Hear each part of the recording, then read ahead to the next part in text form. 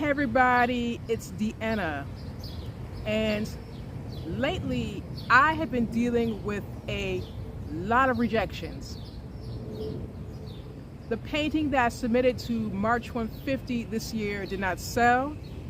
I submit writing to Midnight and Indigo, I can articulate, and it was rejected. I have had 2 submissions to Midnight and Indigo be rejected. I submit a pitch to Stories from the Stage, and that was rejected. And when I was a kid, a lot of guys that I liked did not like me. And I've dealt with job rejections, and I've dealt with other creative endeavors that were rejected, and other things where it was either rejected or I did not get the acclaim or the audience that I was looking for. And when I was younger, I took rejections personally. When the guys didn't like me, I'd be, why doesn't it like me? What did I do? And then when I got older, and I'm looking back at the guys I was wasting tears over, and a lot of them did not age well. Some of them look like Santa Claus. No, you cannot climb down my chimney with presents. But anyway. But when I was younger and trying to get these guys to like me, and the thing is, a lot of these guys are white. And I was younger, I admit that I would like a lot of these random white guys. And where I was coming from, I was a very broken kid. And I will admit, when I was younger, I subscribed to a lot of white supremacy. I admit that. And I grew up in a home with dysfunction and where love was not properly modeled. So I did not have the proper idea of what love actually was. So it took a lot of therapy, and it took a lot of self-searching to realize that I did not need the validation of these people, and that their view of me did not reflect me. And I did a lot of self-healing to fix that broken part of me. And to this day, I'm still working on healing. And it's funny, when I was younger, that I wanted that male attention. I wanted to be the one dating. I wanted to have a boyfriend. And now I'm the opposite. I'm older, I'm tired, I don't want to be bothered with people half the time. Yeah, it is what it is. But going back to my other point about, I took the professional rejections personally. I took the creative rejections personally. And in my head, I was interpreting that as, what am I doing wrong? What can I do to make them notice me? What can I do to make them appreciate me? But in the end, getting older, going through therapy, it made me realize that no matter what I did, I could not change other people's opinions of me. I could not make people feel a certain way about me. I could not make them reconsider and turn my job rejection to a job acceptance or a job offer. I could not make the publications I have submitted to, the organizations that I have pitched to, I could not make them change their minds.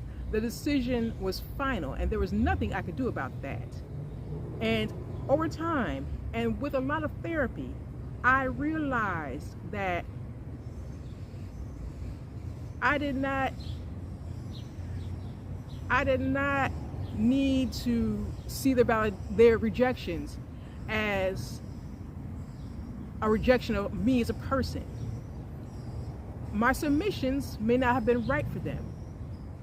My submission or my resume may not have been the right thing for them, or my interview may have been good but not the right fit. There are so many different factors because these situations are very subjective, which is open to interpretation. Different people have different reactions to things. So when I get these rejections now, as I said in my previous video about my art not selling at March 150, I'm not discouraged by that.